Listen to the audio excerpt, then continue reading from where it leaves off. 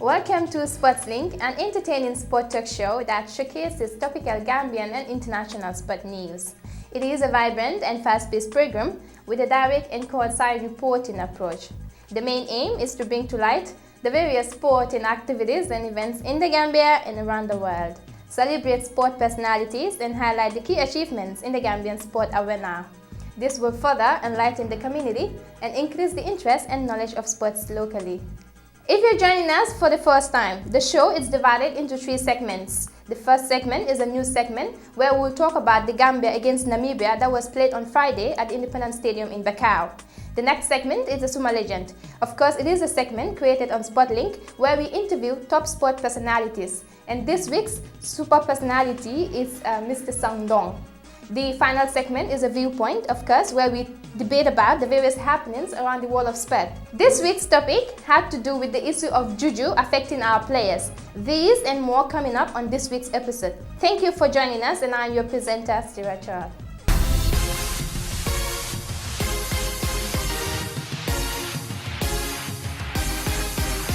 My name is William Abraham. I'm the president of Real de Banjul. Please keep watching SportsLink, originally from the Gambia.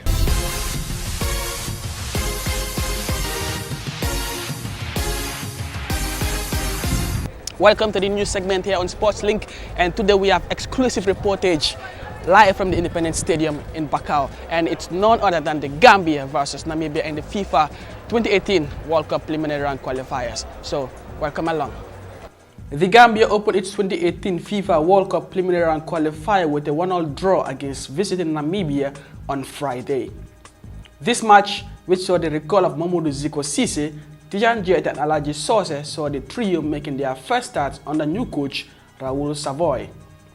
The hosts actually took control of proceedings but struggled to find goal side. Namibia, meanwhile, came the closest to opening the scores through their danger man Petro Shitembe, who dribbled past his markers to trigger a calling shot, which was saved by Alaji Nyabale on the Gambian goal. There was bad news for Raul Savoy, as he was forced into subs in the 48th minute with Suleiman Mare and Mamadou Fudi Danso withdrawn for Sananyasi and Boubacar Sane. Both teams headed into the locker room even. But the deadlock was finally broken after 70 minutes, with Namibia taking the lead through Petro Shitembe with a perfectly taken free kick. The visitors' lead lasted just 8 minutes as Gambia clawed back with a goal from Demba Savage. A corner from Ibrahima Sonda saw Boubacar Sane direct his header to Demba Savage, who nodded in. The return leg of this encounter will now be played away in Windhoek, with nothing less than a victory needed for the Scorpions on Tuesday.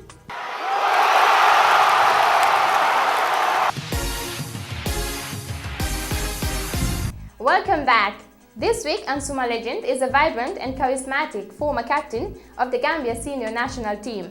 Sangdong's love for football is as insatiable as it is enthusiastic. This week, he granted SportLink one-on-one exclusive. Stay tuned to this brief but rare insight into the lives and times of Mr. Ndong.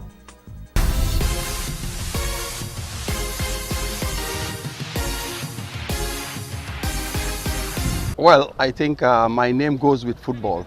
You know, since day one, since I was a kid playing, I started playing football in school.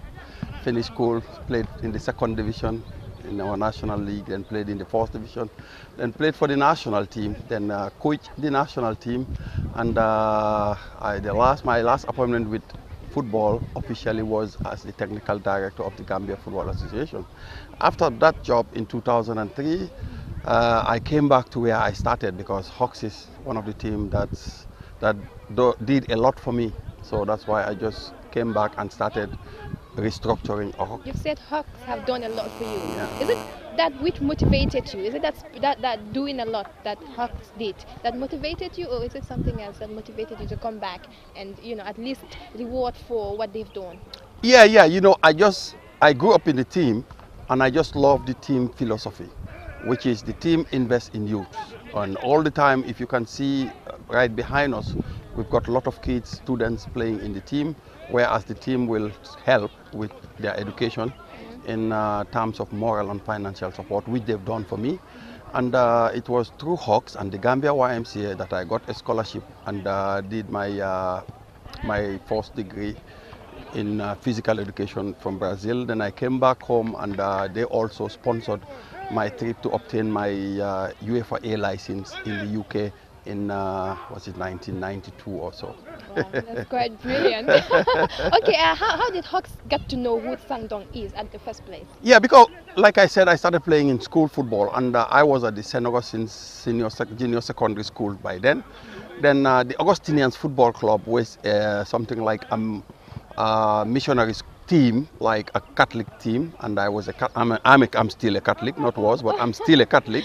And coming from St. Augustine's, I opted to play for the Augustinians Football Club. That was in the second division, where I played for 1 or 2 years. Then I joined the Hawks Football Club later. Wow, that's quite brilliant. Huh? Okay, we understand that whatever one does, there are constraints involved. What would you say are your high moments and low moments in your career? Well, my lowest moments were the time I found myself in Brazil, and never had anybody speaking Portuguese, and I had to learn how to speak Portuguese, staying away from home for the first time, and spent about 4 years in Brazil, had to learn the language, and had to sit to an examination to enter into college, which was about English language was the second language, which was the least important, and the most important thing was Portuguese and the geography of Brazil, the history of Brazil, and which I did with a lot of students and managed to obtain a vacancy in the college where I studied for 4 years. Wow, that's quite brilliant. Huh? So the highs is, Okay. I think the highs is the first time I got myself into the senior national team as a young or junior player. I was promoted. The first time I played for the Gambia was, I think, sometime around 1980 at Boxbar Stadium, where this mosque is right behind us, where used to be our stadium. Okay. And that was in 1980. And my first game I played against Sierra Leone, and we won that game. And I was the goalkeeper, and we won by penalties. So that's your highest. Yeah, moment. that's the highest moment for me in football. That's quite interesting. Yeah. That's brilliant. Okay, about your personal life. I know you're a serial though, but you cannot speak the language. No, so it's no, too bad. Could you tell us about your personal life? Yeah, well, I am a singer, that I know. And I think I've got 4 kids. I've got 2 girls and 2 boys. Brilliant. And working for Hawks, and what else? And well, I think I'm living happily. You forgot the food aspect. Yeah, food. Well, I'm not a big fan. I'm not a big fan when it comes to food. You know, I'm fine. I can go on with anything that comes up. You know, with food, I'm just okay with that. Okay. Anyway, thank you very, very much for you coming on the show. We appreciate it. Okay, you're welcome.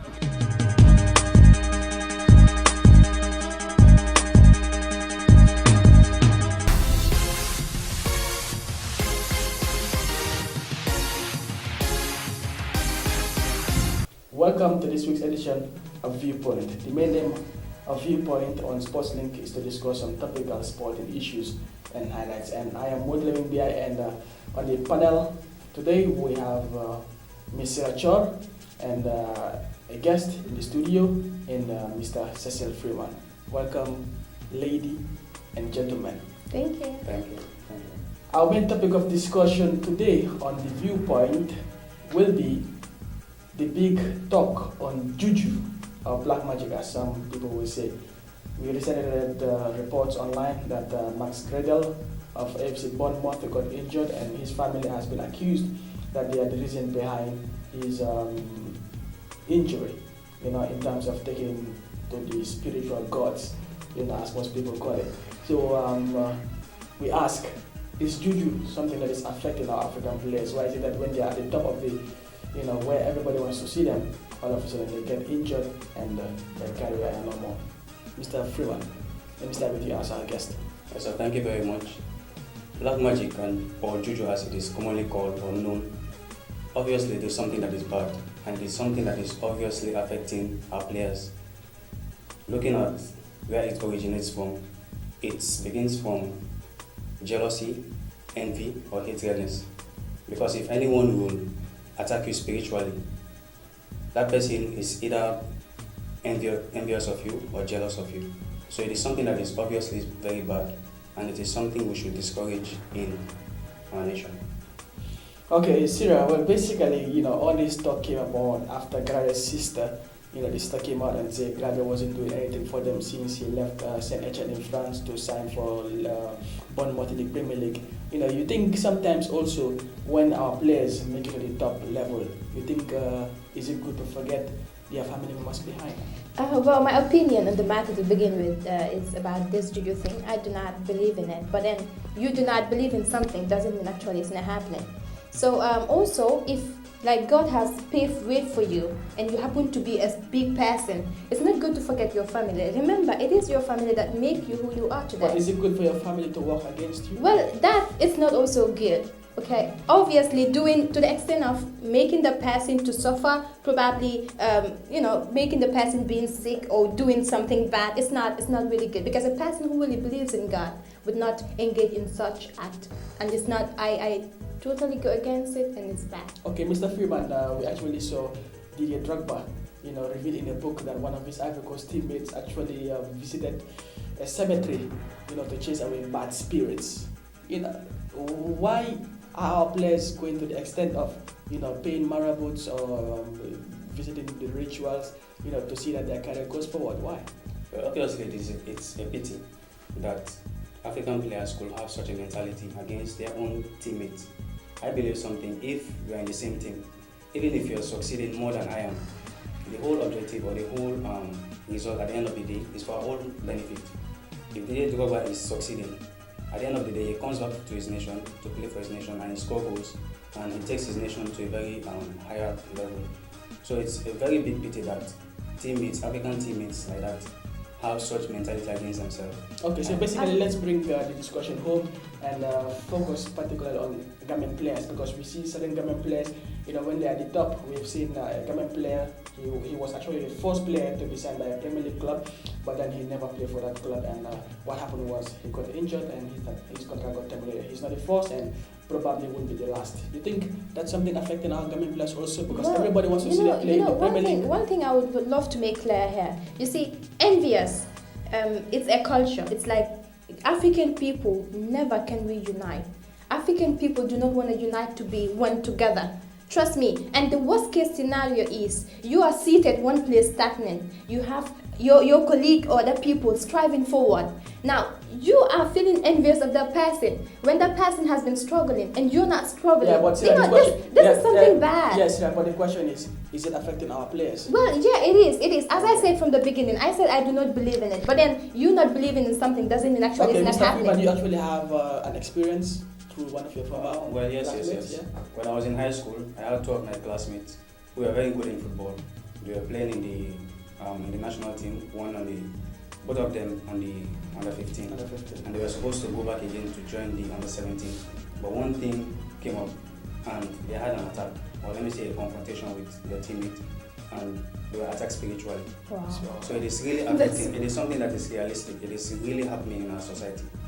But what I just to come in here, what I think this is actually psychology, because whatever God said would happen to you obviously would happen. At times magic fails. At times it fails. That's Ms. Sirachor, and thank you very much, Mr. Freeman, for being our special guest. And do let us know via our Facebook or Twitter page. Do you believe in black magic or juju, as a lot of people will say? Is it affecting our Gambian players or African players? We've seen Emmanuel Adebayo accuse his mother of taking into the choo-choos. What do you think? Do let us know. From me, Modu Lamin BI, thank you for watching. See you next week.